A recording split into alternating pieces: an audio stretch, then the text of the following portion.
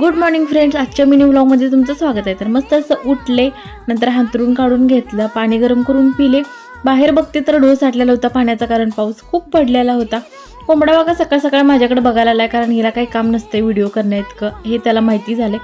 मस्त असं आंघोळ करून घेतली, देवपूजा करून घेतली, दूध आणून गरम करून घेतलं.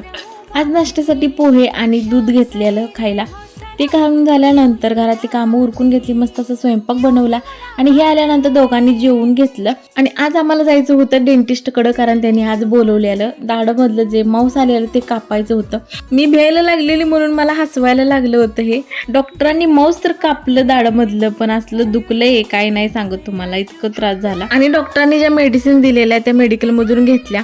तोंडाची सगळी वाटच लागलेली, कडू गोड तिखट सगळं लागलेलं, त्यामुळे थोडासा मँगो ज्यूस पिलो. घरी आलो, इव्हिनिंगचे व्ह्यू बघा कसलं भारी. चहा बनवून दिला. आणि हा व्हिडिओ आवडला असेल तर चॅनलला लाईक शेअर सबस्क्राईब करा.